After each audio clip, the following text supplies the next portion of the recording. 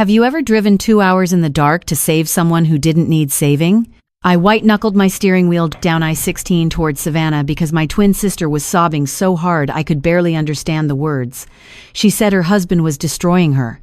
She said she was trapped. She said she needed me. Every single word was a lie. And by the time I figured that out, she was sitting in my apartment, forging my signature on documents that would have sold our grandmother's farm right out from under me. But I'm getting ahead of myself. Way ahead. Let me take you back to the moment the fuse was lit, because every disaster has a starting point, and mine started with a coffee ring on a deposition summary. It was a Tuesday, March 12th. I remember because I was halfway through a medical malpractice filing for a woman in North Charleston who'd had the wrong knee scoped, and the deposition transcript had a coffee stain on page 11 that I was trying to decide whether to reprint or just initial next to. That's how normal the day was. Coffee stain level problems. The kind of Tuesday where the most dramatic thing on your horizon is whether Janet, my supervising attorney at Morrison & Riggs, would notice you ate the last of the break room, kind bars, and didn't replace them. She would notice. Janet noticed everything except her own bangs, which hadn't been updated since 2007. My phone buzzed on the desk next to my highlighter and a cold cup of French roast that had given up on me about an hour ago. I almost let it go to voicemail. I had 6 more filings in my stack, a conference call at 3:15, and Janet was doing that thing where she walks past your desk slowly enough to read your screen, but fast enough to pretend she wasn't. Plausible deniability in a pencil skirt. But I saw the name, Sutton. Something in my chest tightened like a fist closing around a handful of ice. My twin sister. We hadn't talked in almost 3 weeks, which for us was practically a restraining order.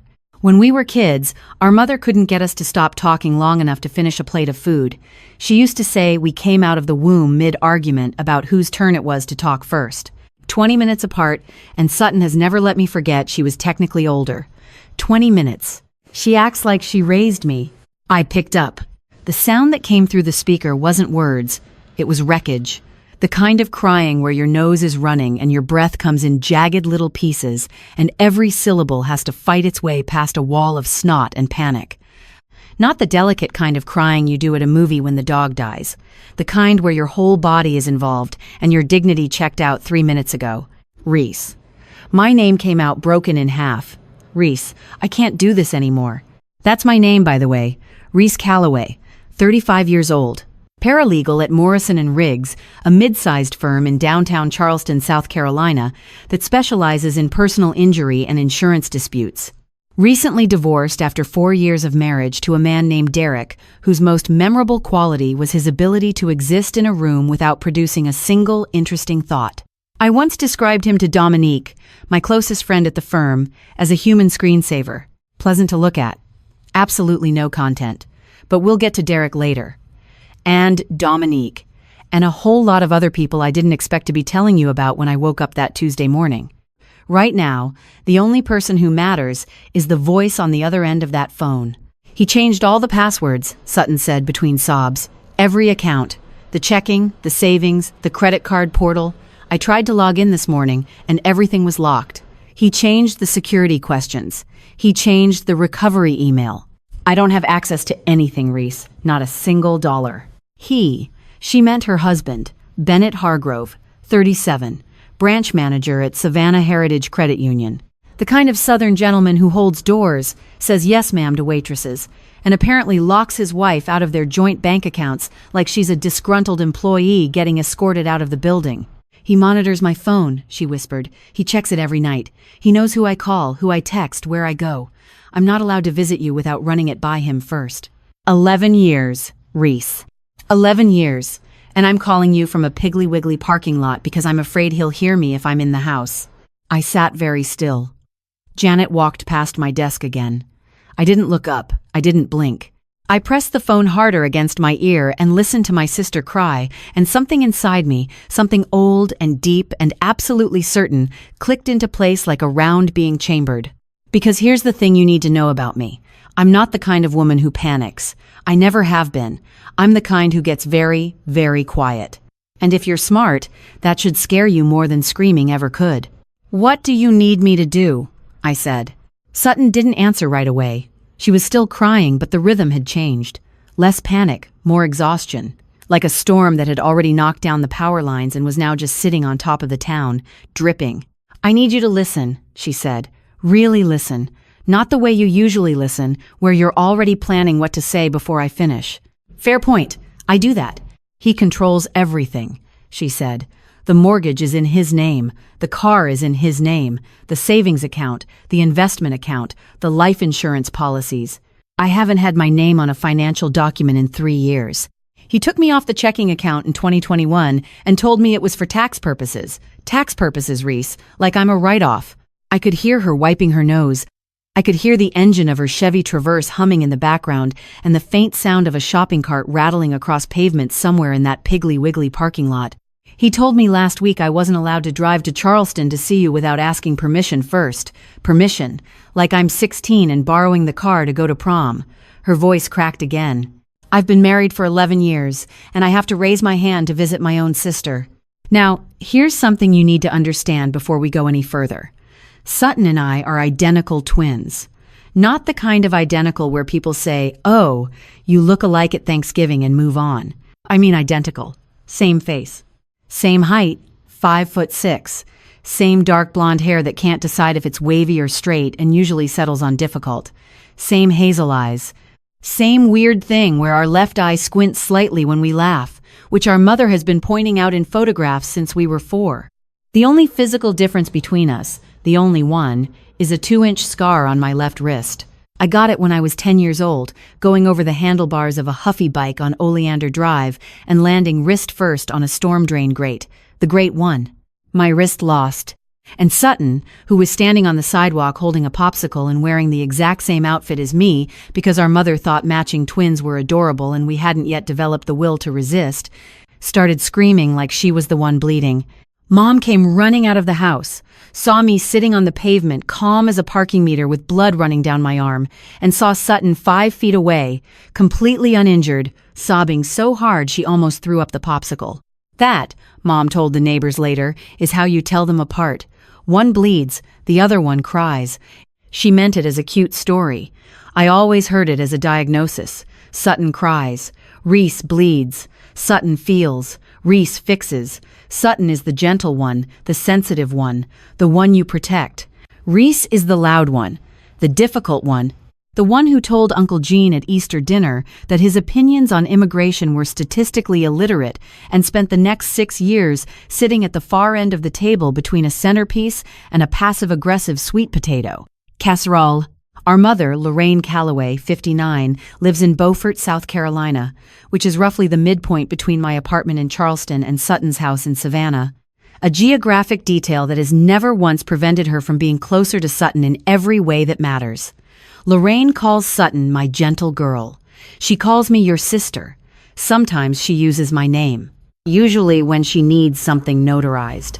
But none of that mattered on March 12th, because my gentle girl sister was falling apart on the phone, and whatever history existed between me and my mother and the assigned seating chart of family dysfunction, Sutton needed me. And when your twin calls you sobbing from a grocery store parking lot saying her husband has turned their marriage into a cage, you don't take a number. You suit up. "What do you need me to do?" I said again, because she still hadn't answered. There was a pause, a long one. The kind of pause where you can hear someone gathering courage the way you'd gather broken glass, carefully, knowing it's going to cut, no matter how gentle you are.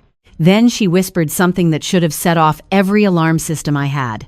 "What if we switched?" She said it like a joke at first, light, almost laughing through the tears, like we were 16 again. Trading places before a calculus exam because she had Mr. Edmund's second period and I had him fifth, and she figured I could take her test in the morning and she could wing mine in the afternoon. For the record, that plan was a catastrophe.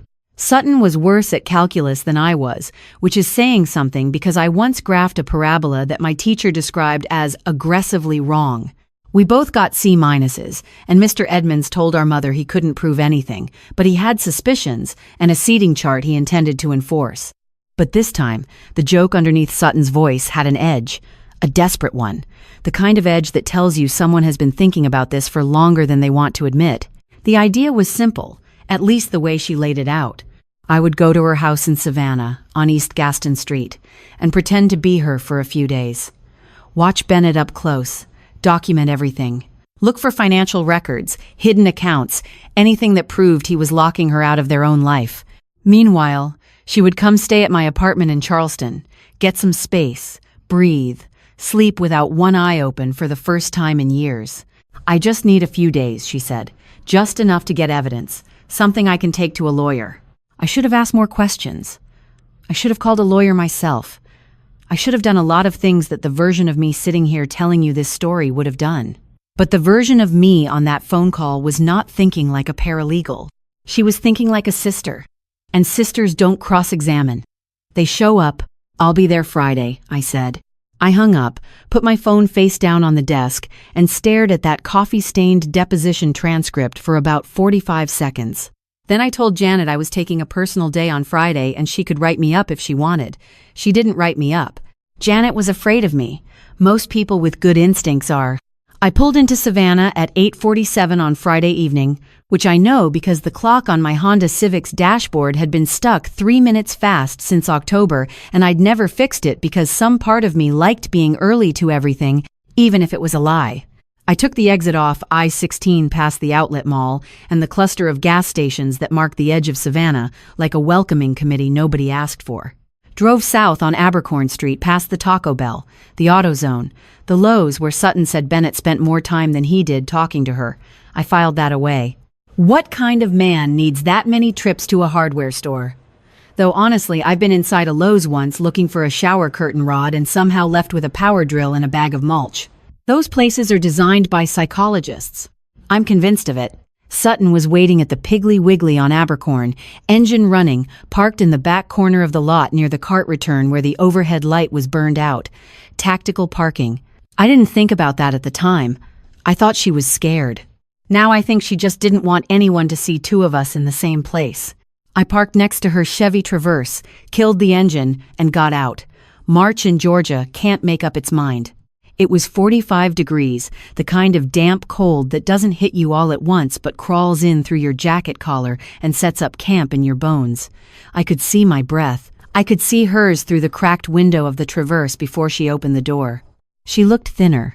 That was the first thing I noticed. Thinner than Thanksgiving, which was the last time I'd seen her in person. Her hair was pulled back in a low ponytail that made her cheekbones look like they were trying to escape her face. She was wearing an oversized cardigan, cream-colored, the kind of garment that could fit two women inside it and still have room for regret. She looked like someone who had been shrinking inside her own life for a decade and had finally reached a size that frightened her. My stomach clenched. That's not a metaphor. I felt it physically, like someone had reached inside my abdomen and squeezed. We didn't go in the house. Bennett was home. So we sat in her Traverse with the heat on and the engine humming and planned the whole thing in a Piggly Wiggly parking lot like two women who had absolutely no business playing spy but were going to do it anyway because one of us was desperate and the other one had a hero complex the size of Lake Hartwell. Here's what we worked out. I'd stay in the house on East Gaston Street as Sutton. Same clothes, same routine, same schedule. Sleep in the guest room, which she said they'd been using separately for months because Bennett needed space, which I translated at the time as controlling husband isolates wife even in their own bedroom. The scar on my left wrist was the only giveaway.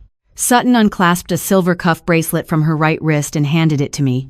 Wear this on the left, don't take it off. Not in the shower, not in bed, not ever. If he sees that scar, it's over. I put it on. It was warm from her skin. Sutton would take my Honda Civic back to Charleston and stay at my apartment on King Street. Take my car, she said, nodding at the Traverse. If Bennett sees a different car in the driveway, he'll know something's off. Then she added, almost casually, I'll take the Greyhound to the station and ride it up to Charleston. You keep the Traverse. I told her that was ridiculous, that I could just leave my keys in her glove box and she could drive my car. But she shook her head. It's fine. I don't mind the bus.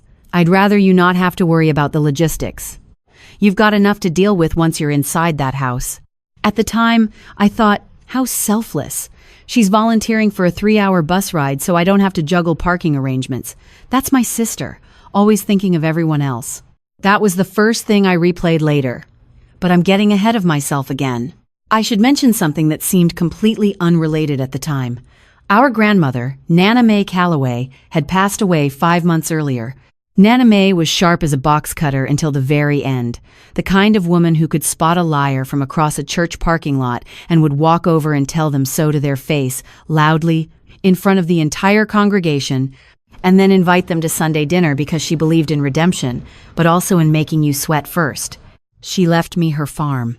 40 acres outside Pooler, about 20 minutes from Savannah. Pecan trees, a white fence that needed paint every other year, a farmhouse with a tin roof that sounded like a drum corps when it rained, and a live oak in the front yard that Nana Mae planted the year she got married. The estate had just closed. Appraised value, $340,000.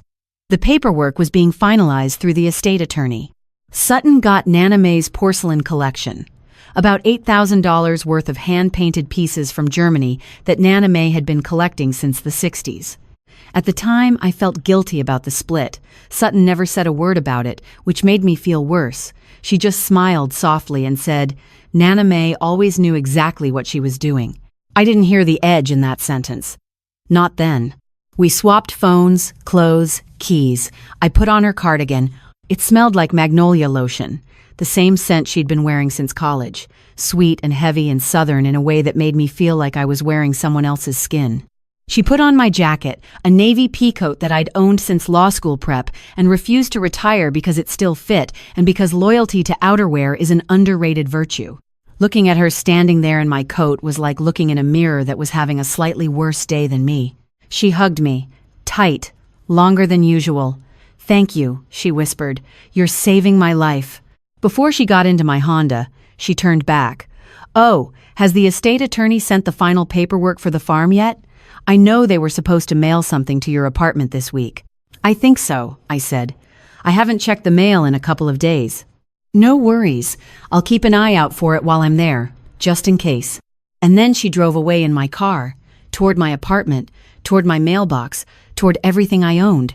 And I stood in a Piggly Wiggly parking lot wearing her bracelet and her cardigan and her vanilla magnolia perfume, watching my own taillights disappear down Abercorn Street. Then I turned and walked toward the house on East Gaston Street, where a man I'd never met was waiting for a wife who wasn't coming home. The house on East Gaston Street was the kind of place that looks like it has opinions about you before you even get to the front door.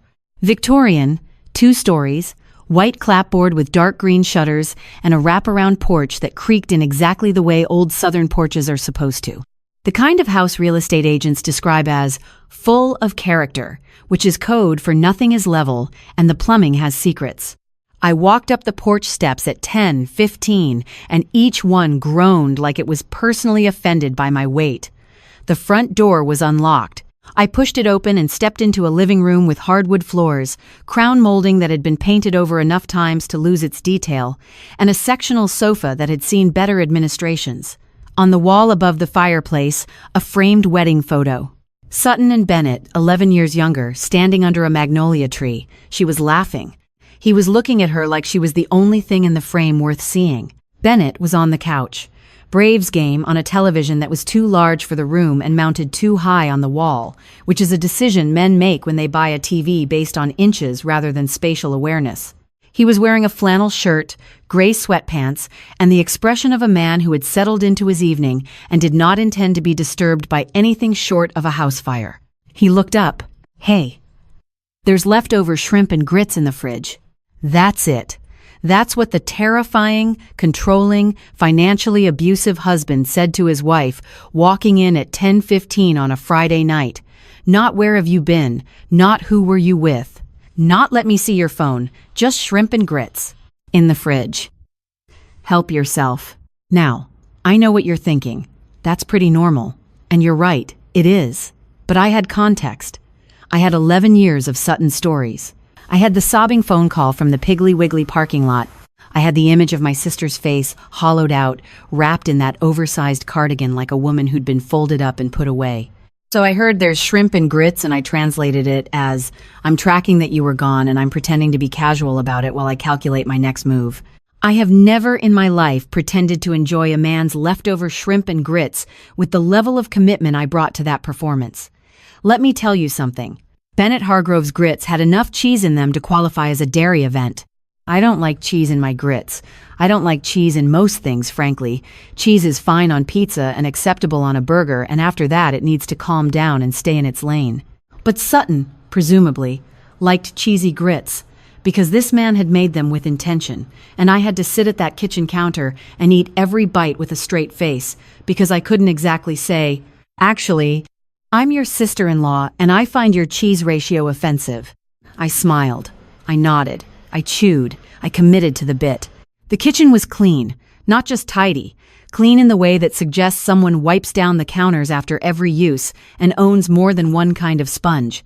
The spice rack was alphabetized. I noticed that because I was looking for signs of control, and an alphabetized spice rack felt like evidence at the time. It doesn't anymore. Now it just feels like a man who likes to know where the cumin is. I slept in the guest room. Sutton had warned me they'd been sleeping separately for months, which she blamed on Bennett's need for control, on his way of pushing her to the margins of her own home. The guest room was small but nice. Quilt on the bed, nightstand with a lamp, a ceiling fan that wobbled slightly on the medium setting in a way that was either charming or a code violation. I stared at that fan for a long time. Sutton's phone buzzed around 11. "Mom, Lorraine Calloway, 59, calling from the landline in Beaufort because she didn't trust cell towers and believed Wi-Fi caused headaches, a conviction she shared frequently and without evidence. "Thank God you're helping your sister," she said. She thought she was talking to me, Reese, because Sutton was using my phone. "She's been miserable. You know how she is. She won't ask for help unless she's drowning." "I know, Mom. And don't go in there with your attitude, Reese. Bennett's difficult, but he's still her husband. Just gather whatever you can and don't start a war." "Good night, Mom." "I mean it. Don't be you about this." "Good night, Mom." I hung up and lay there in the dark, listening to the house settle around me. Old houses talk at night. They pop and creak and groan like they're replaying their own memories, and this one had 130 years of them. Somewhere down the hall, I could hear the shower running, Bennett getting ready for bed. A man who made his wife shrimp and grits and ate dinner alone on the couch watching baseball and didn't ask a single question when she came home at 10:15. I went through his jacket pockets while the water was still running, hung on a hook by the back door. A Carhartt work jacket, broken in, smelling like sawdust and cold air. I checked every pocket. Nothing. Not a receipt, not a gum wrapper, not a gas station loyalty card. What kind of man has absolutely nothing in his jacket pockets? Either he was meticulous about covering his tracks, or he was the kind of person who empties his pockets every night like a functioning adult. At the time, I chose option 1. Instinct is a powerful thing, right up until it picks the wrong target. I was about to go back to the guest room when I noticed the backyard through the kitchen window. Porch light was off, but the moon was bright enough to see the shape of something at the far end of the yard, past the azalea bushes. A structure, partially built, covered with a blue tarp, framing visible underneath, fresh lumber, by the color of it. I made a mental note and moved on. In the morning, when Bennett was pouring coffee, I asked as casually as I could manage, "What's the project out back?" He glanced toward the window. Something flickered across his face. Not guilt, exactly. More like a kid who'd been caught working on a surprise. "Just a project," he said. "Nothing exciting." He set my coffee on the counter. Black, 1 sugar. Without asking. That night, well past midnight, I heard the back door open and close. I went to the guest room window and looked out. Bennett, in boots and a headlamp, walking across the yard toward the tarp. He ducked underneath it. A moment later, the soft sound of a hammer. Tap, tap. What was he building out there at midnight that couldn't wait until morning? Saturday morning, Bennett left at 8:30. I watched him from the guest room window. He backed his truck out of the driveway, a silver Ford F-150 that was clean enough to suggest he washed it regularly and old enough to suggest he wasn't trying to impress anyone, and turned left toward Abercorn. Sutton had told me Saturdays were his Lowe's days. The man apparently had a standing relationship with that store, the way some people have standing relationships with their therapist. Weekly visits, consistent spending, emotional dependency on aisle 7. The front door hadn't even finished closing before I was in the den. Bennett's home office was at the end of the hallway, past the guest room, and across from the master bedroom I hadn't entered yet. Small room, desk against the wall, laptop closed in the center. bookshelves on either side, mostly nonfiction. A couple of Dave Ramsey titles, a Tom Clancy paperback with a cracked spine, and a framed photo of what looked like Bennett's parents standing in front of a church somewhere rural. And against the far wall, a metal filing cabinet, 2 drawers, both locked. I stood in front of it for about 30 seconds, feeling like a character in a procedural drama. Then I remembered that I am not, in fact, a character in a procedural drama. I'm a paralegal who once watched a 14-minute YouTube video on picking simple locks because I locked myself out of my desk drawer at Morrison & Riggs and didn't want to ask Janet for the master key because then I'd have to explain why I kept a box of Cheez-Its, 2 granola bars, and a bag of peanut butter cups in there. Some things are between a woman and her snack drawer.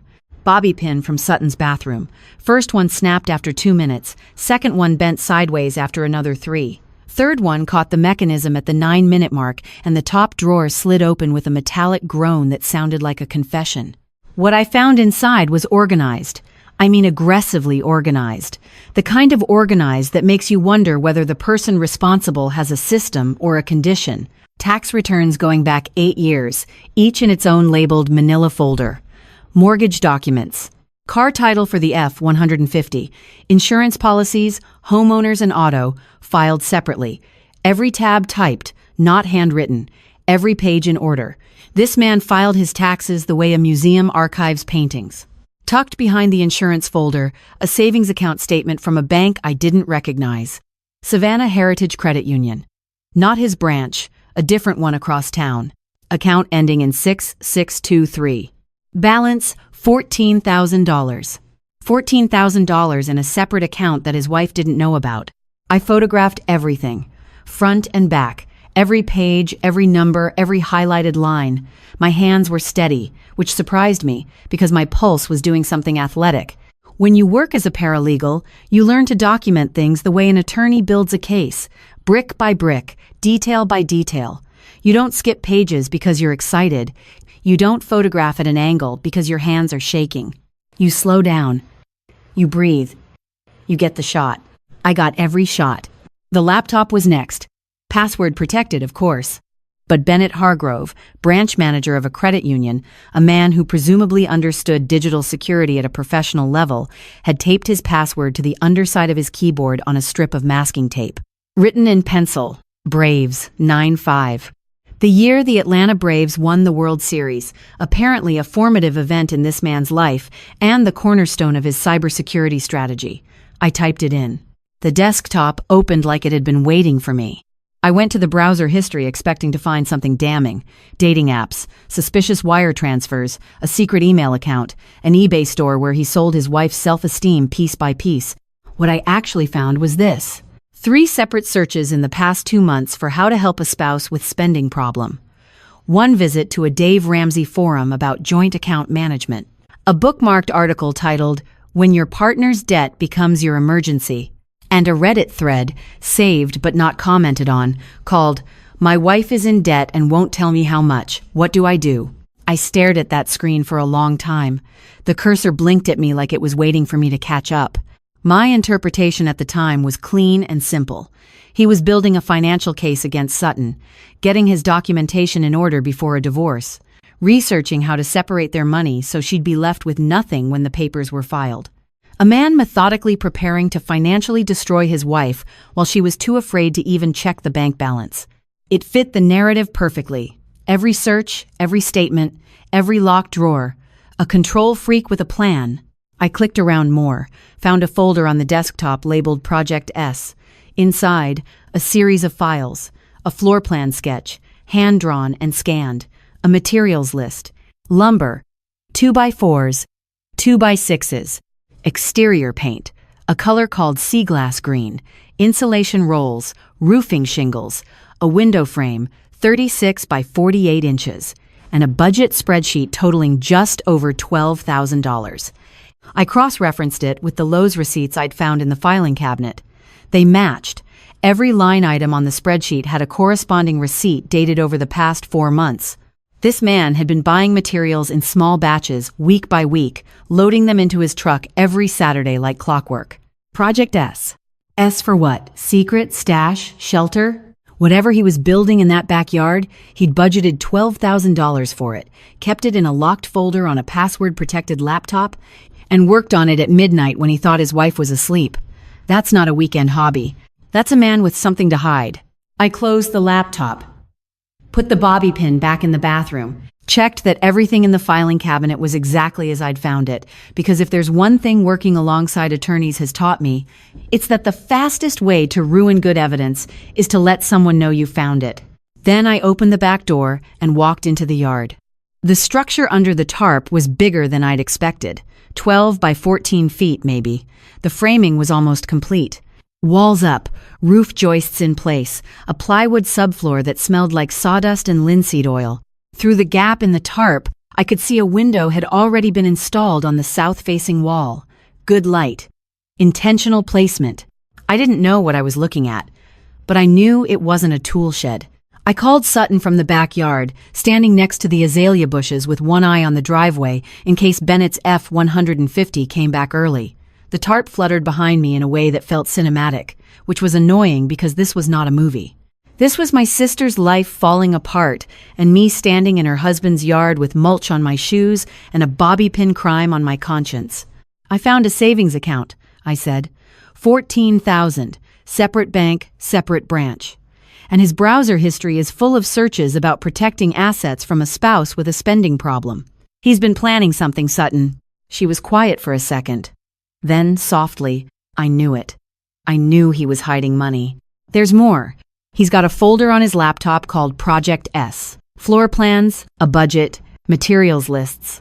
He's building something in the backyard, and he's spent $12,000 on it. Whatever it is, he doesn't want you to know about it. Oh my God! Her voice trembled. Reese, you have to check the garden shed. Behind the azaleas.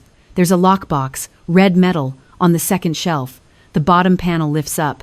That's where he keeps the important things, the real things. I looked at the garden shed. It was a small wooden structure, maybe 8 by 6, with a green door and a padlock that turned out to be unlocked because the man apparently spent his entire security budget on the filing cabinet inside the house. I pulled the door open.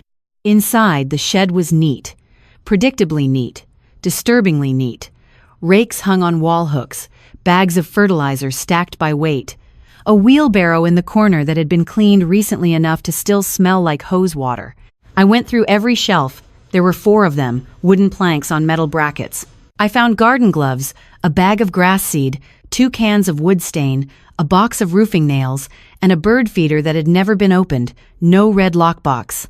No lockbox of any color. No false bottom. No hidden compartment. No secret anything. I checked behind the fertilizer bags. I checked under the wheelbarrow. I got on my hands and knees and felt along the floor of the shed like I was searching for a contact lens at a crime scene. Nothing. I called Sutton back. There's no lockbox. What? There has to be. It was there last month. Red metal, second shelf. He must have moved it. She paused. He's getting more careful, Reese. He knows something's off. Check under the back porch steps. He sometimes keeps things in a waterproof box underneath the stairs. So I checked under the back porch steps. I lay flat on the ground in Sutton's cardigan, which now had dirt on both elbows and a grass stain on the right cuff, and reached into the dark space beneath the porch stairs like a woman who had made a series of choices she could no longer explain to a rational adult. I found a dead spider the size of a quarter, a 2021 penny, and a tube of expired sunscreen, SPF 30, banana boat, best by June 2022. Grand total intelligence value. 0. But Sutton's voice on the phone had been so certain, so specific. Red lockbox, second shelf, false bottom. She described it like she'd seen it with her own eyes. So either Bennett had moved it because he was getting paranoid, or Sutton had been mistaken about where it was. Either way, I figured the man was just smarter about hiding things than I'd given him credit for, and I moved on. I should not have moved on. Back inside, I went through the garage. And I need to pause here because Bennett Hargrove's garage deserves its own paragraph. Maybe its own exhibit at the Smithsonian. I have seen museum gift shops with less organization than this man's garage. Color-coded plastic bins on industrial shelving. Each one labeled with a label maker, not handwritten labels, printed labels, laminated labels, Christmas indoor, Christmas outdoor, lawn spring, automotive filters, paint supplies interior, paint supplies exterior. There was a separate bin labeled miscellaneous hardware, and even that bin had subdivisions. My ex-husband Derek once lost a hammer inside our own apartment. Not a studio apartment, a one-bedroom with a total of 4 rooms, and he still couldn't find a hammer. I found it 3 weeks later in the refrigerator, next to the orange juice, and when I asked him about it, he said he must have been holding it when he went to get a drink and just set it down. Derek also once used a spatula to hang a picture frame. The frame fell on our cat Gerald. Gerald was fine. Gerald was always fine. Gerald had more survival instincts than Derek had brain cells. The marriage, however, did not survive, but that's a different story for a different day. The point is, Bennett's garage was a monument to order. And I went through every bin, every shelf, every drawer of the tool chest looking for something hidden. A flash drive, a document, a second phone, anything. I found nothing that didn't belong exactly where it was. Saturday afternoon, Bennett came home with 2 bags from Lowe's. He carried them through the house without a word, through the kitchen, out the back door, and straight to the structure under the tarp.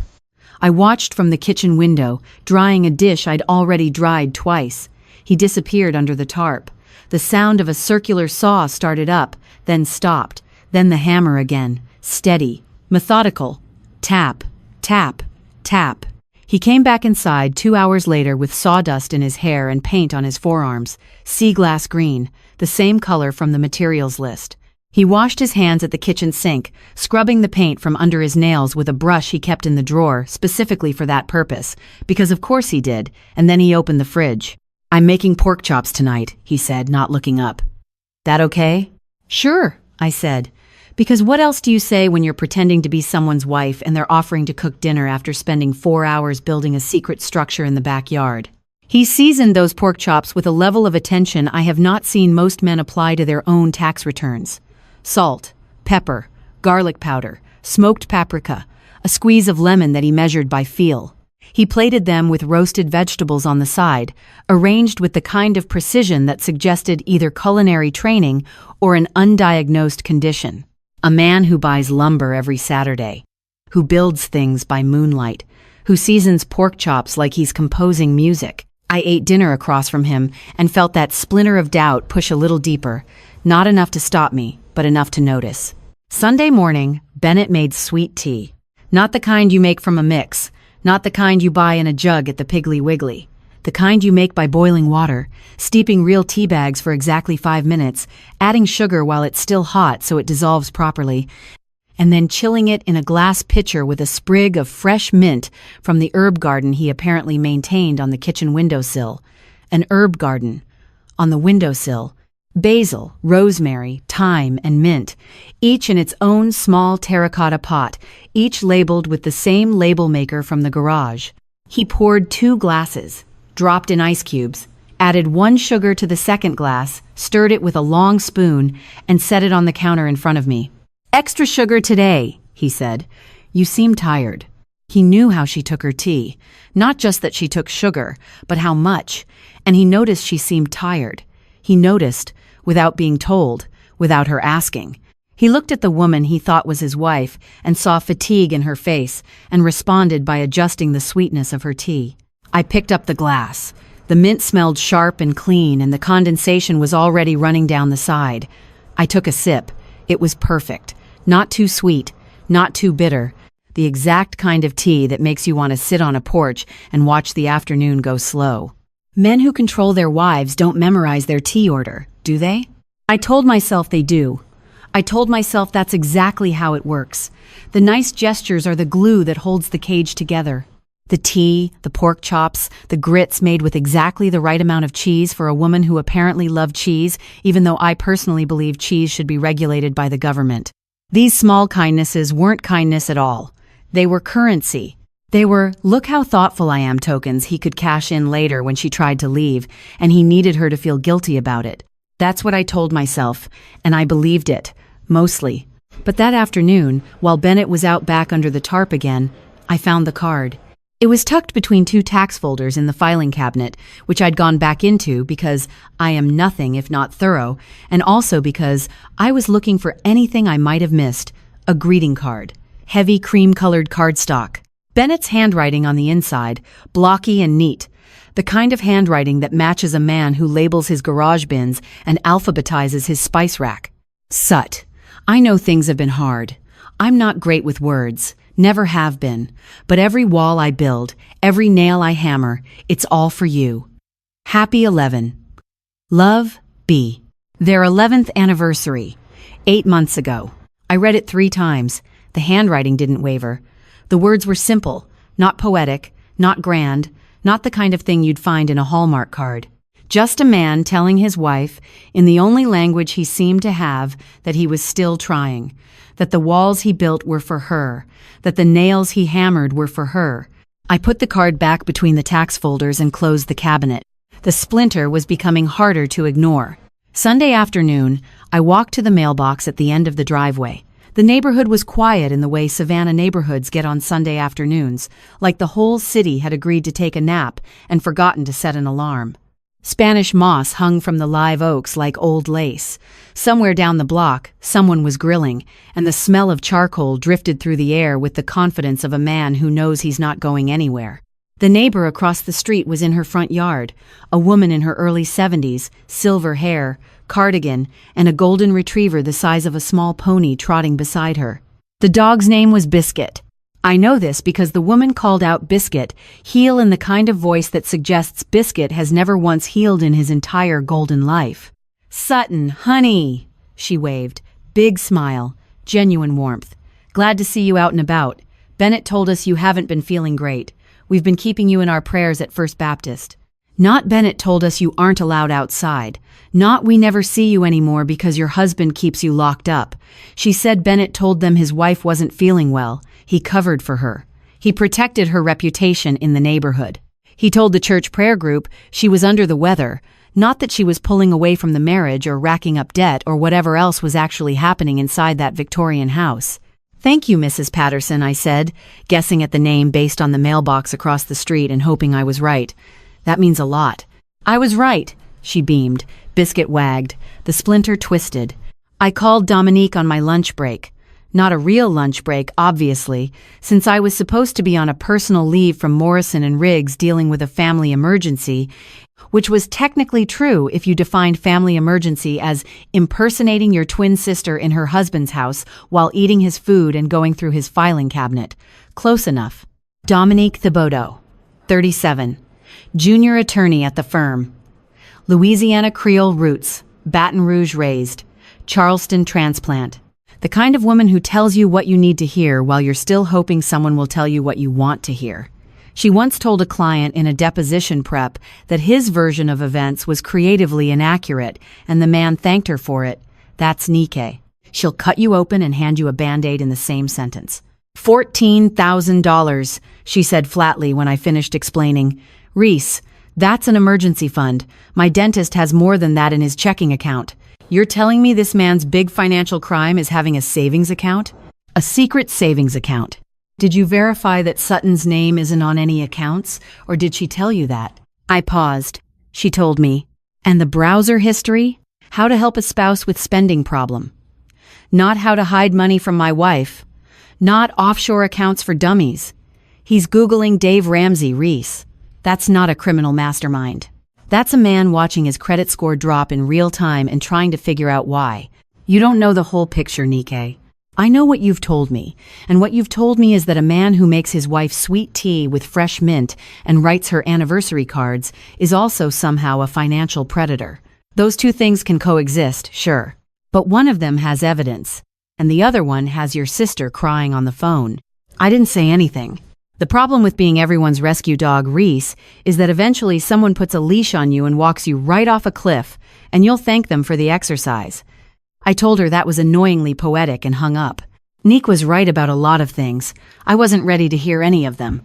That evening, I sat on the back porch in one of the rocking chairs, the kind with wide arms where you can set a glass of tea and watch the sky turn orange. The sound of Bennett's hammer drifted from under the tarp, steady, patient. A man building something one nail at a time. What if I was the wrecking ball and not the rescue crew? The thought sat in my chest like a stone. I didn't move it. I didn't answer it. I just let it sit there, heavy and warm, while the sun went down over Savannah and the hammer kept its rhythm in the dark. Monday evening, Bennett came home from the credit union earlier than usual. I heard his truck in the driveway at 4:45, a full hour ahead of schedule, and something about the way his boots sounded on the porch told me this wasn't a man coming home to watch the Braves. The footsteps were slower, heavier, the kind of walk that carries something invisible. He put groceries away in the kitchen without saying a word, milk in the door, eggs on the second shelf. Butter in the compartment where butter goes, because this man had a compartment specifically designated for butter. Then he made 2 cups of coffee. Set one in front of me, black, 1 sugar. Same as every time. He sat down at the kitchen table across from me, and for the first time since I'd walked into this house, he looked me straight in the eyes. "Sut," he said quietly. "I know things haven't been great between us, and I know a lot of that is my fault."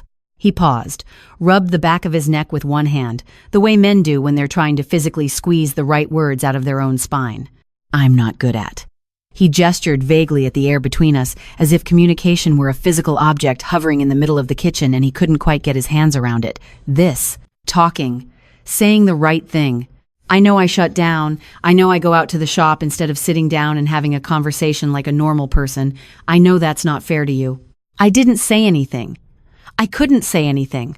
Whatever I said would be wrong because I wasn't the woman he was talking to. I was an imposter sitting in his wife's chair, drinking his coffee, receiving a confession meant for someone who was 90 miles away in my apartment, probably going through my mail. "I found a counselor," he said, "Dr. Amara Washington. She's over on Bull Street, has an opening Thursday afternoon if you're willing." He wasn't looking at me like a man who wanted to control his wife.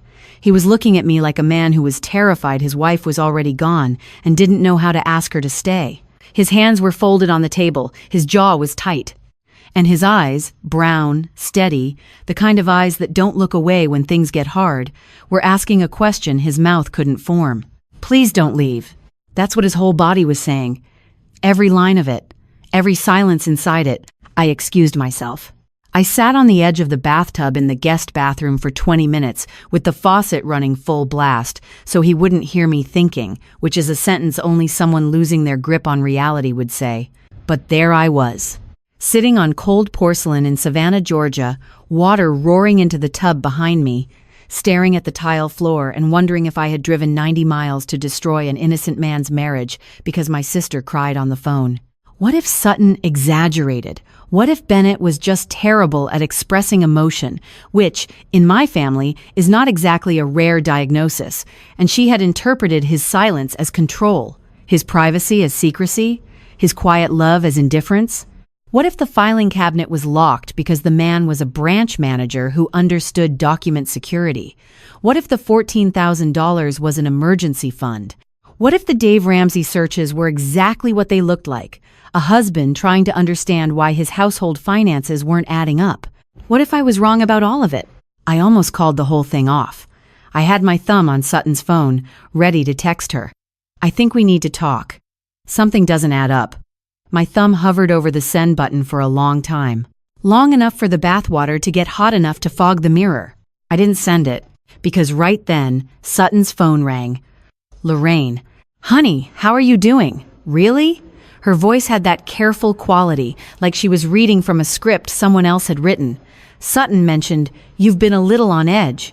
She said you've been going through things in the house and she's worried you might be, I don't know how to say this, reading too much into things. My hand tightened around the phone. "What?" "She's just worried about you. We both are. You've been under a lot of stress since Derek left. And with the inheritance and now this situation with Bennett, it's a lot, Reese. Maybe it would help to talk to someone, a professional. It doesn't mean anything's wrong with you." "Mom, I'm helping Sutton. That's what I'm doing here. That's what you asked me to do." I know. I just think maybe you're seeing things that aren't there, honey. You tend to do that when you're stressed. You get intense. You start looking for problems. Good night, Mom. I love you. I'm just worried. Good night." I hung up and stood in the bathroom with my jaw clenched so tight I could have cracked a walnut between my molars. Sutton had called our mother, my mother, and painted a picture of me as the unhinged sister, digging through her brother-in-law's house, paranoid, unstable, seeing conspiracies in filing cabinets and browser histories. She was already building a narrative, a safety net. If I found something real, she could tell Lorraine it was just Reese being Reese. Too intense, too much. Looking for problems because she can't sit still. But I explained it away. She's scared. She's been controlled for 11 years. Of course she's managing the information flow with Mom. She can't afford to have Lorraine calling Bennett and making things worse. She's protecting herself. I needed to believe that. So I did. 2 hours later, Sutton called, sobbing. She told me about a night 3 years ago. Bennett had come home, found a credit card bill on the counter, $1,200 in charges he didn't recognize. He'd slammed his hand on the kitchen table hard enough to knock over a glass of water. The glass shattered on the tile floor. Sutton got on her hands and knees and picked up the pieces while Bennett stood over her. Her hands shook for an hour afterward. The tears came through the phone like a flood through a broken levee. Messy, unstoppable, total. And just like that, every doubt I'd spent 2 days carefully assembling collapsed like a house of cards in a hurricane, because that's what tears from your twin sister do. They don't go through your brain. They bypass every filter, every logical checkpoint, every rational objection, and go straight into your blood. They become your tears. Her pain becomes your pain, and you stop thinking. She'd been doing it our entire lives. I just never saw it as a skill until it was used on me like a weapon. "Stay one more day," she whispered. "Please. I'm almost done organizing things on my end." "Okay.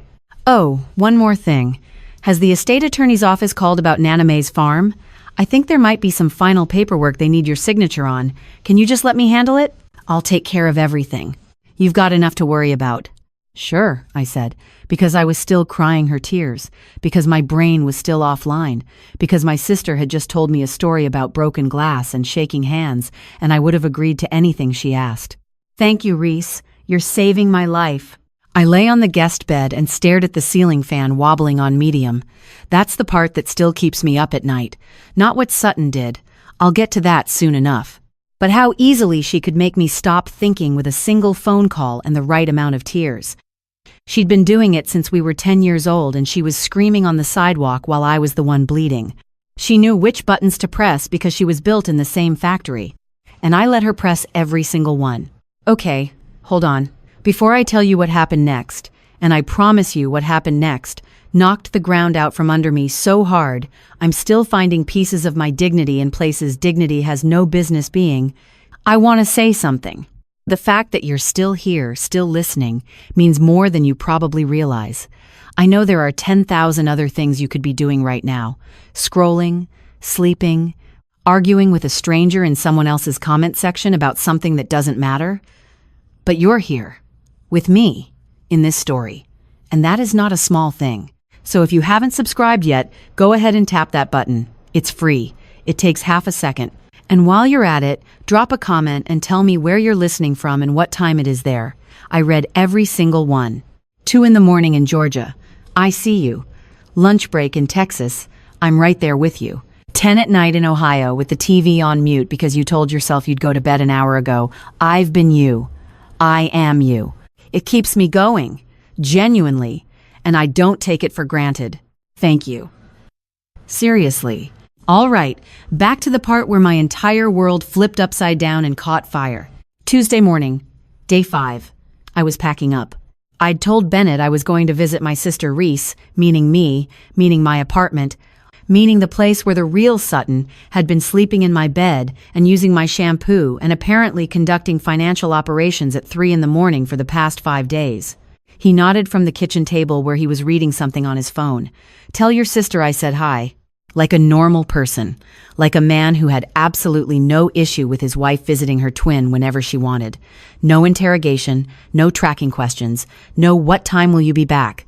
Just tell her I said hi, as if the biggest concern in his morning was whether I'd relay a greeting.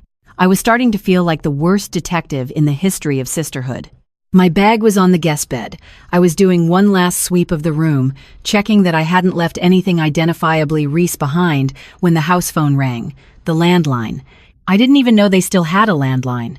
It was mounted on the kitchen wall like a museum piece, cream-colored, coiled cord, the kind of phone that makes you want to lean against the counter and twirl the cord around your finger like it's 1987. I picked it up out of habit. Mistake.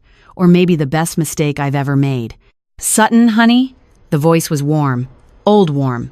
The kind of warm that comes from 7 decades of sweet tea and Sunday mornings and knowing everyone in a 5-mile radius by their first name and their mother's maiden name. It's Pearl.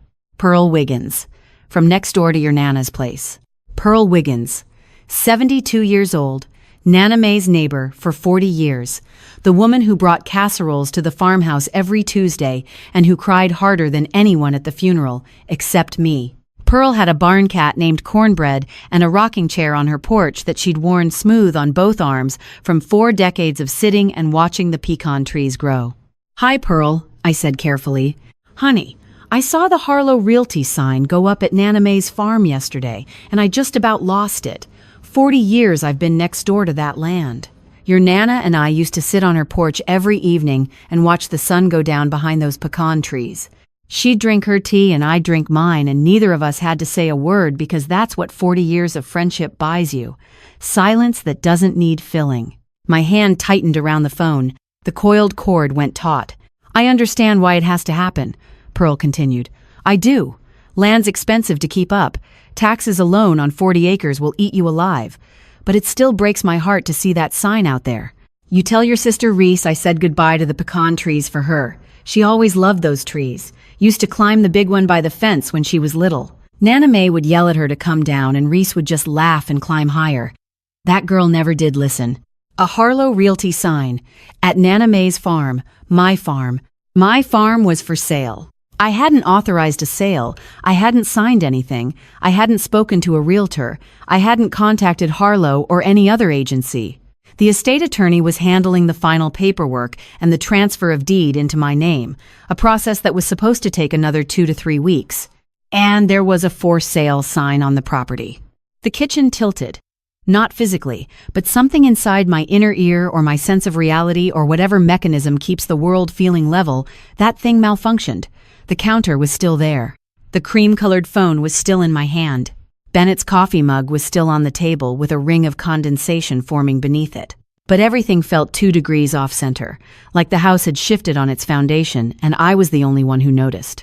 "Pearl," I said. My voice was steady in the way that a bridge is steady right before the cables snap. "When did the sign go up?" "Yesterday morning. Monday.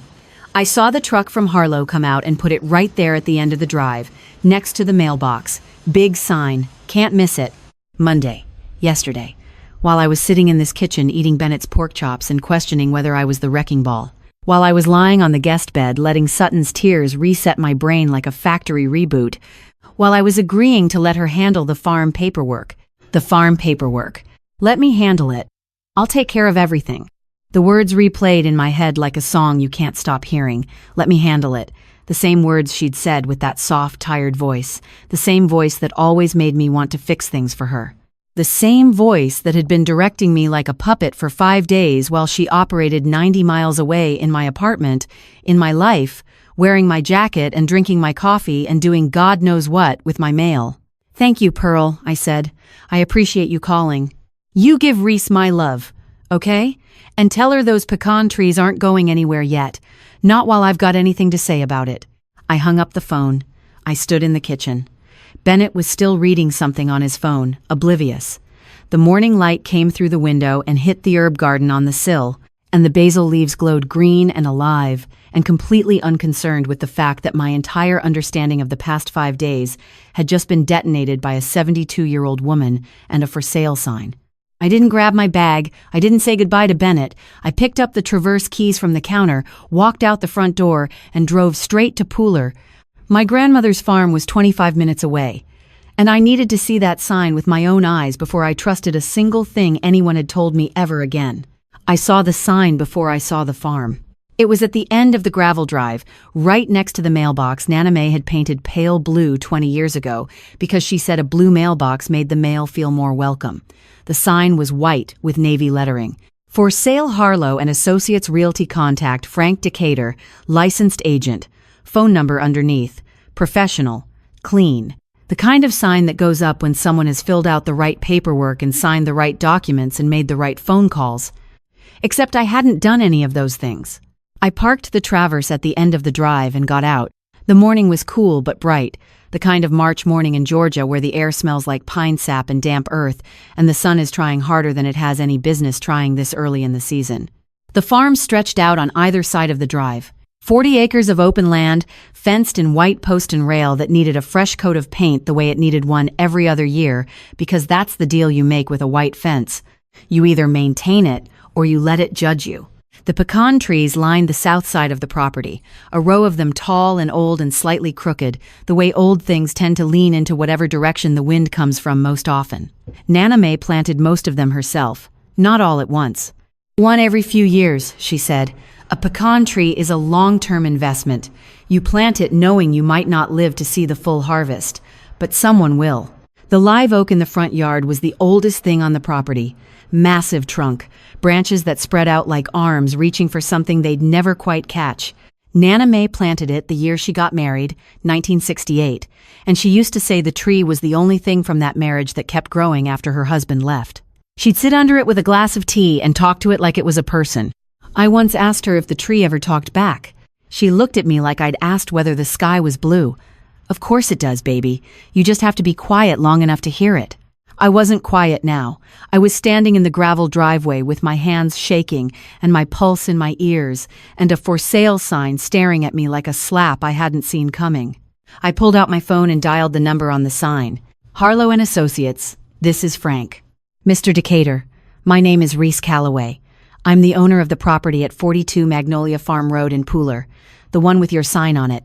And I need to see you right now because I did not authorize this sale. Silence. The kind of silence where you can hear a man's professional confidence leave his body through his shoes. Ma'am, I have a signed power of attorney on file, authorizing, I'll be at your office in 20 minutes, or you can meet me at the property. Either way, we're having this conversation today. He met me at the farm. Frank Decatur was 55, gray at the temples, wearing khakis and a polo shirt with the Harlow logo embroidered on the chest. He drove a Buick Enclave that he parked carefully next to my Traverse, as if proper parking alignment might somehow make this situation less catastrophic. He had a folder with him. Inside the folder was a document titled Durable Power of Attorney. It authorized Sutton Calloway Hargrove to act as legal representative for Reese Calloway in all matters pertaining to the sale, transfer, or disposition of real property located at 42 Magnolia Farm Road, Pooler, Georgia. At the bottom of the document was a signature. My name, Reese Calloway. I looked at it for a long time. My eyes moved over the letters the way they'd moved over thousands of signatures in my years as a paralegal. You develop an eye for it, the weight of the pen, the angle of the strokes. The way a person's hand moves through their own name is as unique as their voice. No two people sign exactly the same way, even identical twins. The R was wrong, close, terrifyingly close, but wrong. I write my R with a sharp angle at the top, the downstroke cutting clean to the left. This R was softer, rounder. The way Sutton writes her R, because Sutton's handwriting has always been a slightly gentler version of mine, 2 degrees to the left, like everything else about her. I'm a paralegal, Mr. Decatur, I said. I've reviewed thousands of signatures in my career, and I can tell you with absolute certainty that this is not mine. Frank Decatur's face went through a color change that I imagine paint swatches go through at the Lowe's mixing counter. Normal, slightly off, definitely wrong. Oh no. The notarization looked legitimate, he said. The identification matched. I verified. You verified what someone who looks exactly like me showed you. My twin sister. She has my face, Mr. Decatur. She has my height, my hair color, and apparently a talent for forging my signature that she's been developing since we were 12 years old. And she signed my name on a permission slip for a field trip she wanted to go on, and I didn't. He looked at the document, then at me, then at the document again. Oh my God, he said. Yeah. We stood there in the driveway, two people staring at a forged legal document, while the live oak threw shadows across the gravel, and somewhere in the pecan trees a mockingbird was singing, like the world hadn't just proven itself capable of a betrayal I hadn't thought possible. Frank pulled the listing agreement from his folder. The appraisal report, $340,000. A buyer had already expressed interest, a couple from Atlanta looking for weekend property. They'd made a preliminary offer of $325,000, and Sutton, acting as my legal representative with a document she'd forged, had verbally accepted pending a formal signing scheduled for the following week. 1 week. My sister was 1 week away from selling my grandmother's farm out from under me. I looked at the farmhouse. The tin roof glinted in the morning light. The front porch had 2 rocking chairs on it, both empty, both waiting the way they'd been waiting since Nana May died. Her reading glasses were probably still on the kitchen table. Her quilt was probably still draped over the chair by the window. Everything she'd left behind was still in there, preserved in the amber of grief, and my sister had put a price tag on it. I thought about Nana May, about a conversation we'd had when I was 14. Sutton had convinced our parents that I was the one who broke the garage window with a basketball. It was her. I was inside reading. But she cried, and Mom believed the tears, and I spent a weekend doing extra chores as punishment for something I didn't do. Nana May pulled me aside that Sunday after church. She smelled like cinnamon and Pond's cold cream, and her hands were cool and dry when she held my face. Reese, honey, there are 2 kinds of people in this world, the ones who tell the truth and deal with the mess, and the ones who lie and make the mess someone else's problem. You know which one you are. Don't ever let anyone make you forget it. I didn't forget, Nana May. It took me 35 years, but I didn't forget. I looked at Frank Decatur. Cancel this listing. Today, I'll be filing a report for forgery and fraud, and I'm going to need a copy of every document in that folder. Frank nodded. He didn't argue. He didn't ask questions. He just handed me the folder. I drove back to East Gaston Street, but I wasn't packing anymore, and I wasn't leaving Savannah, not until I knew exactly how deep this went. I pulled into the driveway at 11:45 and left the engine running for a full minute. Bennett was at work. The house was empty. And I had maybe 3 hours before he came home, hung his keys on that little brass hook by the door, and asked if I wanted leftover pot roast.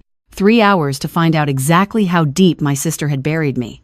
I went straight to the master bedroom, not the den, not the kitchen.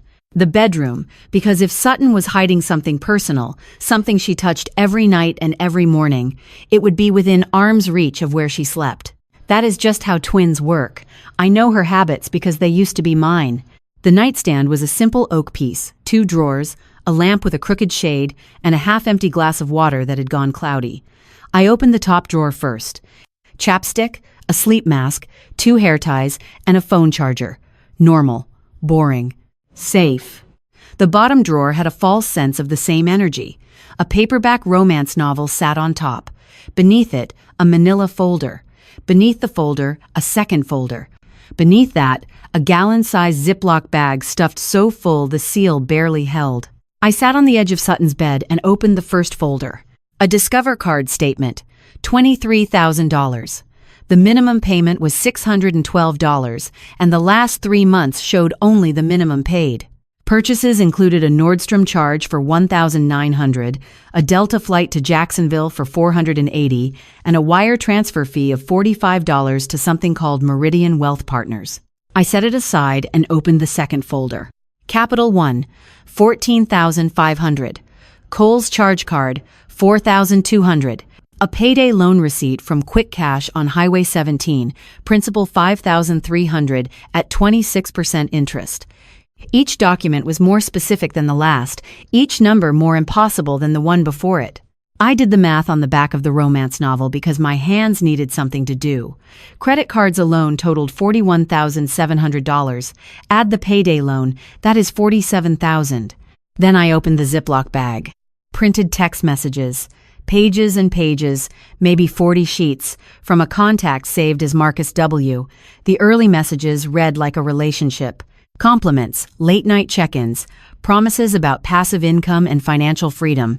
The later messages read like instructions. Deposit amounts, routing numbers, a Jacksonville P.O. box, and phrases like, "Trust the process," and "This round closes Friday." At the bottom of the bag sat a glossy brochure for Meridian Wealth Partners. Professional layout, stock photos of smiling couples on beaches, a quote about generational wealth printed in gold foil. I grabbed my phone and searched the name. No SEC registration.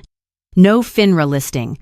The business address was a P.O. box in Jacksonville. Marcus Webb had a private Instagram with 43 followers, a LinkedIn with no employment history, and exactly one mention on an online fraud forum where someone wrote, "Do not give this man your money. You will never see it again." I estimated Sutton had sent Meridian somewhere between $25,000 and $30,000 over the past year. Add the credit cards, add the payday loan. Roughly $80,000 in debt, exposed accounts, and vanished savings, every cent hidden from Bennett, every cent enabled by a man whose entire company fit inside a post office box. I put every document back in order. I photographed each page, front and back, 47 images total. I closed the drawer, straightened the romance novel, and repositioned the cloudy water glass exactly where it had been. Then I sat on the floor with my back against Sutton's bed and stared at the ceiling fan going around and around. It wobbled on every third rotation, like even the house knew something was off balance. My sister did not call me to Savannah because her husband was abusing her. She called me here so I would be out of Charleston while she sat in my apartment, handled my mail, and moved pieces around a board I did not even know existed. The farm, the forged power of attorney, the identity, the inheritance. Every sob on that Tuesday phone call was a choreographed note in a song she had been rehearsing for months. I stood up, washed my face in the hallway bathroom, and looked at my reflection. Same jawline, same dark brown eyes, same faint freckle above the left eyebrow. The only difference between us was a 2-inch scar on my wrist, hidden under a silver cuff bracelet that my sister gave me herself. The nightstand was just the beginning. Every drawer in this house was a chapter, and I had only read the prologue. I spread every photograph across the guest room bed like a detective in a movie that nobody would believe. 47 images arranged in rows, each one a domino that my sister had placed over the past year, and I was finally seeing the pattern she never expected me to trace. Domino 1. The Greyhound ticket.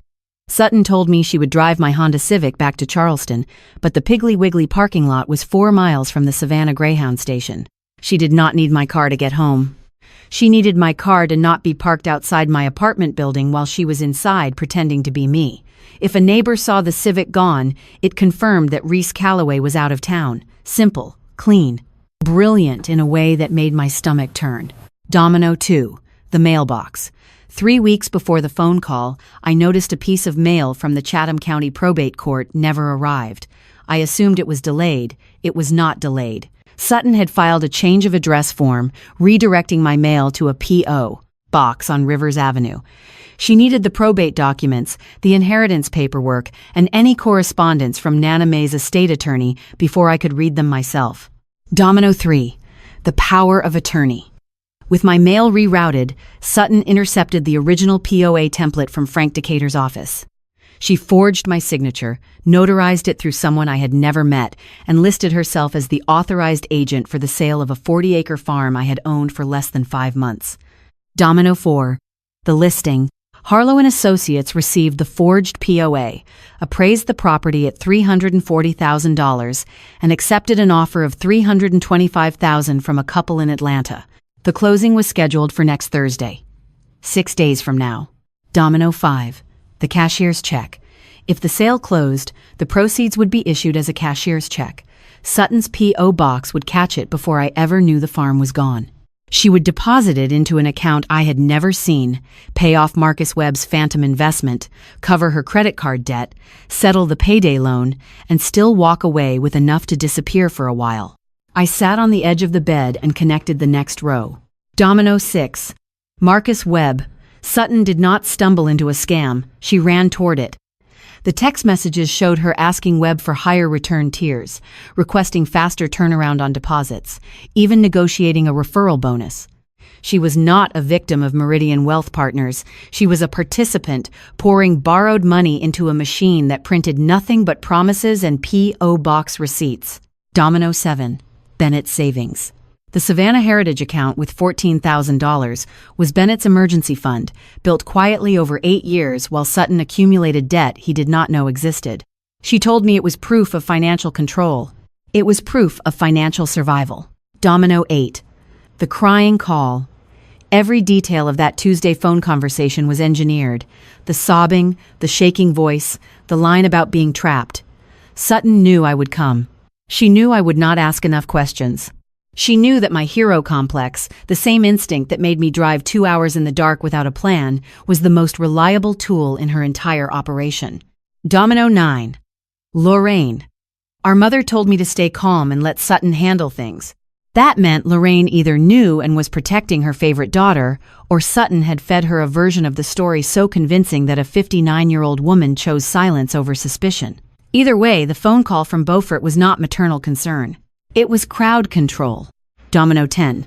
Me. I was the final piece. The twin who showed up, wore the cardigan, hid the scar, ate the shrimp and grits, searched the shed, crawled under the porch, and never once questioned why she was doing all of it alone. I looked at the photographs on the bed. 10 dominoes. Each one touched the next. Push the first and the last one falls into a courthouse where my name is on a deed I never signed, my credit is attached to accounts I never opened, and my inheritance funds a life I was never invited to share. The guest room window was cracked open, and I could hear Bennett outside, sanding something under the tarp. Steady strokes, patient rhythm. A man building a structure for a wife who was building a cage around her own sister. I picked up my phone, opened the Notes app, and typed 10 lines, one for each domino. Below them, I wrote a single sentence that Nana May used to say when she caught us lying as children. The truth does not knock. It kicks the door in and sits at your table. I closed the app, stacked the photographs into a neat pile, and slid them into my bag next to the silver cuff bracelet I had taken off an hour ago. The scar on my left wrist was visible now. I did not care. Tomorrow I would stop being Sutton. Tomorrow I would start being the version of Reese that my sister never planned for. I woke up at 5:14 on Wednesday morning and lay in the dark for exactly 3 minutes. Not because I was scared, because I needed to make sure every step I was about to take was in the right order. Sutton had spent months building her plan. I had one day to dismantle it, and paralegals do not get second chances on deadlines. By 5:30, I was sitting at the kitchen table with a Chick-fil-A receipt I had found in Bennett's truck and a pen I borrowed from the junk drawer. I flipped the receipt over and started writing. Step 1. Call Frank Decatur at 8 sharp. Revoke the fraudulent power of attorney in writing. Demand he send a signed cancellation to Harlow and Associates before noon. No closing, no sale. No Atlanta couple walking through Nana May's pecan trees with a tape measure and a dream of knocking down the barn. Step 2. Call the Chatham County Post Office. Report the unauthorized change of address. File a formal complaint. Request every piece of mail that had been rerouted to the Rivers Avenue P.O. box over the past 3 weeks. If they could not retrieve it, I needed a list of every sender and every date. Step 3. Contact Nana May's estate attorney, Lillian Page, in Pooler. Inform her that the heir listed on the will, me, did not authorize any sale, and that the POA circulating with my name was a forgery. Ask her to place a hold on any transfer of title until further notice. Step 4. Call Dominique. Not for comfort, for backup. Neek was the only person outside of this house who knew where I was, what I had found, and what Sutton was capable of. I needed her to go to my apartment on King Street, check whether Sutton was still there, and photograph anything that looked wrong. Changed locks, opened mail, documents on the counter, anything. Step 5. Do not call Lorraine. Not yet. Maybe not ever. If our mother was part of this, confronting her would send a warning straight to Sutton. If she was not part of it, the shock would make her call Sutton anyway. Either path ended in the same place. Silence was safer. Step 6. Do not call Sutton. This was the hardest line on the receipt. Every nerve in my body wanted to dial her number and say the words I had been composing in my head since the nightstand. But the moment Sutton knew I had found the documents, she would move. Cancel the P. O. Box. Delete the text messages from Marcus Webb. Withdraw whatever cash she could reach. Destroy the trail I had spent 2 days assembling photograph by photograph. I underlined step 6 twice and drew a small star next to it. Bennett's alarm went off at 6:15. I heard him walk to the bathroom, run the faucet, and open the medicine cabinet. 2 minutes later, he came into the kitchen wearing a white undershirt and khaki pants, smelling like cedar soap. He looked at me sitting there with a pen and a fast food receipt and said, "You're up early." I folded the receipt into my pocket. Couldn't sleep. He nodded like that made perfect sense, poured 2 cups of coffee, set one in front of me without asking if I wanted it, and sat down across the table.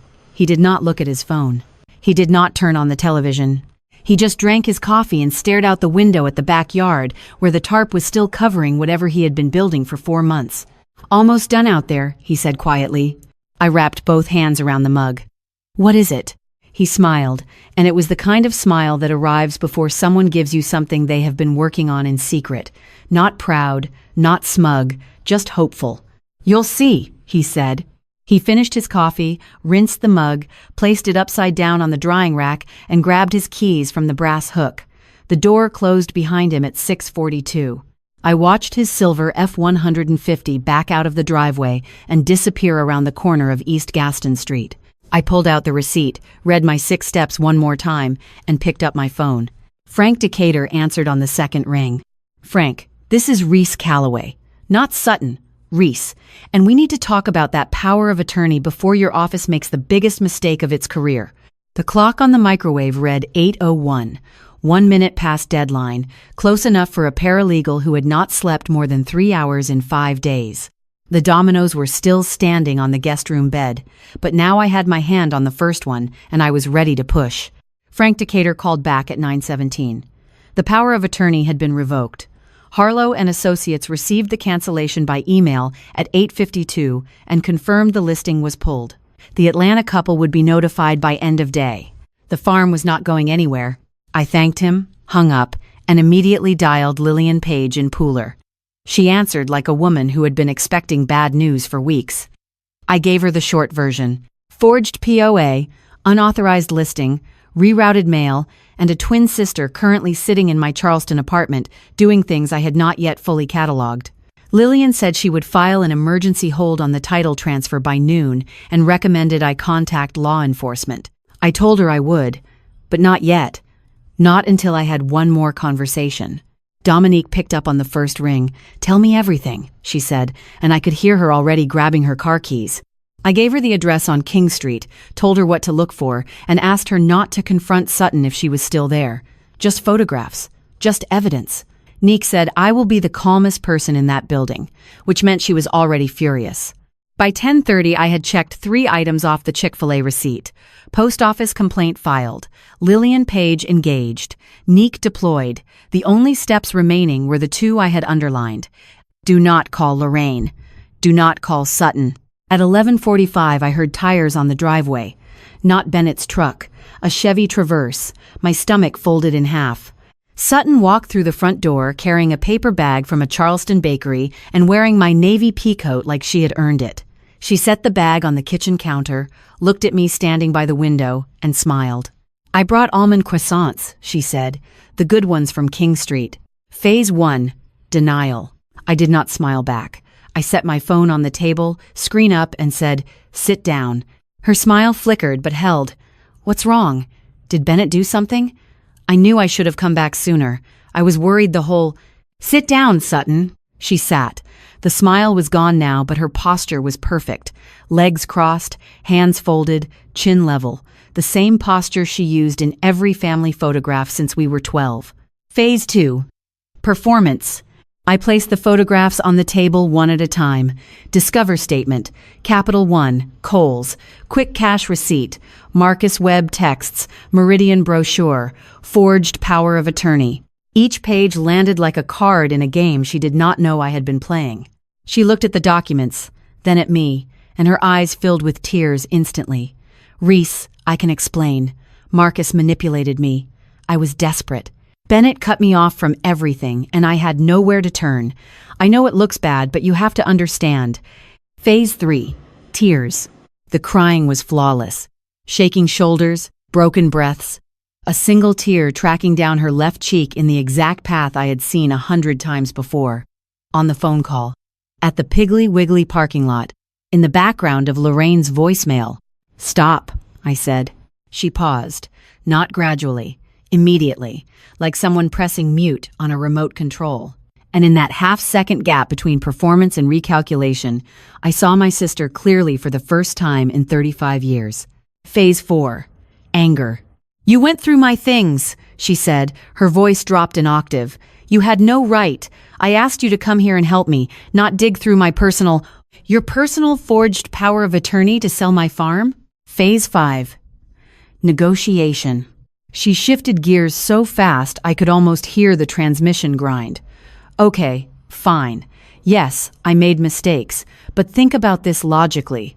If we sell the farm and split the money, I can pay off the debt, you still get half, and nobody has to involve lawyers or police or half of my inheritance to cover your fraud. That's your offer." It is a solution, Reese. Nana May would have wanted us to. Do not say her name. The kitchen went silent. The refrigerator hummed. Outside, a mockingbird sang 3 notes and stopped, like even the bird knew this was not the time. Phase 6. The mask. Sutton leaned back in the chair, uncrossed her legs, and looked at me with an expression I had never seen on a face identical to mine. It was flat, calm, empty of everything I thought I knew about the girl who used to braid my hair and share my bed during thunderstorms. "So what are you going to do?" she asked. No tears, no tremor, just a question from someone calculating her next move. I reached into my bag, pulled out the Chick-fil-A receipt, and unfolded it on the table between us. 6 steps in blue ink, every one of them already completed except the last. "I am going to do what a paralegal does," I said. "I am going to build a case so clean that no judge in Chatham County will need more than 20 minutes to read it." Sutton stared at the receipt. Then she stood, picked up the bakery bag, and walked toward the front door. She paused with her hand on the knob. "You were always the difficult one," she said. The door closed. The croissants were still on the counter. I did not touch them. I stood in the kitchen for 11 minutes after Sutton left. I know because the microwave clock changed twice while I stared at the bakery bag she had placed on the counter, like a peace offering wrapped in parchment paper and powdered sugar. The house was quiet again. The mockingbird outside had moved on. The refrigerator hummed its one steady note. And somewhere in the backyard, under a blue tarp that had become the most patient mystery in Savannah, a half-finished structure waited for a man who did not know his wife had just walked out of his life. I had to tell Bennett. Not wanted to. Had to. Because in approximately 4 hours he would drive home in his silver F-150, hang his keys on the brass hook, and walk into a house that no longer contained the lie he had been married to for 11 years. He deserved to hear it from someone. And the only someone available was the woman who had been eating his shrimp and grits while pretending to be his wife. I picked up my phone 3 times before I actually dialed. The first time I set it down because I did not know how to start. The second time I set it down because I knew exactly how to start, and the words made me nauseous. The third time I pressed the green button and held the phone to my ear and listened to it ring once, twice, 3 times. "Hey," Bennett said. "Everything okay?" I closed my eyes. "Bennett, this is not Sutton." 4 seconds of silence. I counted every one. "What do you mean?" "My name is Reese Calloway. I am Sutton's twin sister. I have been in your house since Friday night pretending to be your wife because Sutton told me you were hurting her and she needed someone to gather evidence. None of that was true. And I need to tell you what I found instead." The silence stretched longer this time. 7 seconds. 8. I could hear the ambient noise of his office, a keyboard somewhere, a door closing down a hallway. "Keep talking," he said. His voice did not shake. It flattened, like a man pressing both hands on a table to keep himself from standing up too fast. I told him everything. The filing cabinet, the nightstand, the 10 dominoes, the forged power of attorney, the farm listing, the Meridian Wealth Partners brochure, Marcus Webb, the $80,000 in debt his wife had accumulated while he packed his lunch every morning and deposited $200 a month into a savings account he thought was their safety net. He did not interrupt. Not once. I talked for 9 straight minutes, and the only sound from his end was breathing. When I finished, he asked one question. "The savings account. 6623. She told you about that? She told me it was proof you were hiding money from her." He laughed. It was not a real laugh. It was the sound a person makes when the last bolt holding something together finally snaps. I opened that account the year we got married, he said. $200 a month for 8 years. $14,000. I was going to use it for the... He stopped. For the what? I asked. Go to the backyard, he said. Pull the tarp off. I walked through the kitchen, past the spice rack with its alphabetized jars, past the screen door that still squeaked on the second hinge, and stepped onto the porch. The tarp was secured with 4 bungee cords. I unhooked each one and pulled the blue plastic sheet to the ground. Underneath was a 12 by 14-foot studio, framed walls, a subfloor, roof joists, a south-facing window already installed, and fresh sea glass green paint on every exterior board. Inside the doorframe, hand-carved into the header in letters 2 inches tall, was a single word: Sutton. It was supposed to be her art studio, Bennett said through the phone. She used to paint before we got married. Watercolors mostly, landscapes of the marsh. She stopped about 6 years ago, and I thought if I built her a space of her own, she might start again. I stood in the doorway of a building that a quiet man had constructed board by board, weekend by weekend, with $14,000 he had saved $200 at a time for a woman who was forging her sister's signature to sell a dead grandmother's farm. Project S, I said. S for Sutton. The sea glass green was the same shade as Nana Mae's kitchen shutters. I do not think Bennett knew that. But I knew it, and standing in that doorway, looking at a room full of love built for someone who did not deserve a single nail in its frame, I cried for the first time since I arrived in Savannah. Not for me, not for the farm or the forged documents or the $80,000, for Bennett. For a man who spent 4 months under a tarp with a circular saw and a headlamp because he believed the woman sleeping upstairs was worth building something for. I build things for people who tear them down, he said quietly. I guess that is what I do. I wiped my face with the sleeve of Sutton's cream cardigan, the one that still smelled like magnolia and lies. No, I said. That is what she did. You built something real. He was quiet for a long time. Then he said, "Thank you for telling me." The call ended. I sat on the subfloor of Sutton's studio, leaned against the south-facing window, and watched the sun move through the live oaks in the backyard of a house that had held one secret worth keeping and 100 that never were. The next 72 hours moved in a rhythm I recognized from work. Filing, documenting, calling, waiting, repeating. The difference was that at Morrison and Riggs the files belonged to strangers. These files had my name on every page. Wednesday afternoon, I drove to the Chatham County Police Department on Habersham Street and sat across from Detective Alicia Kimball for 45 minutes. She had short gray hair, reading glasses on a chain, and the kind of patience that comes from listening to terrible stories 5 days a week for 20 years. I gave her the photographs, the timeline, the forged power of attorney, the Meridian Wealth Partners brochure, and the printed text messages from Marcus Webb. She wrote everything down in a yellow legal pad and did not interrupt until I finished. "You're a paralegal," she said. "Yes, ma'am. I can tell." She almost smiled. Case number IR 2024-5291. Hold on to that. Thursday morning, Lillian Page confirmed the emergency title hold was in place. No transfer, no sale, no closing. The farm in Pooler was locked behind a legal wall that would take a court order to remove. She also told me something I had not expected. Sutton had contacted her office 3 separate times in the past month, each time requesting information about expedited property transfers. Lillian had declined every request because the caller could not provide the original deed.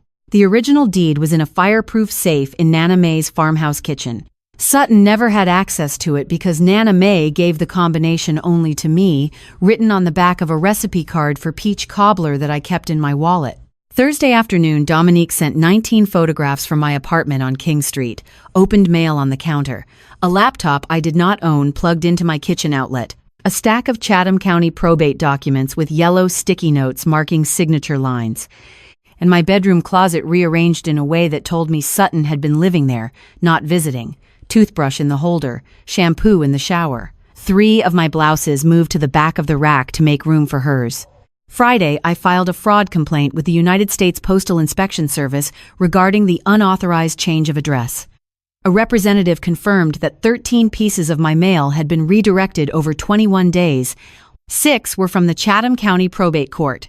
2 were from Chase Bank. One was from the Social Security Administration. The remaining 4 were credit card offers that Sutton had apparently opened and activated under my name. By Saturday, the numbers were final. Credit card debt in my name totaled $53,000 across 4 accounts I never opened. The Meridian Wealth Partners deposits traceable to accounts linked to my Social Security number totaled $28,000.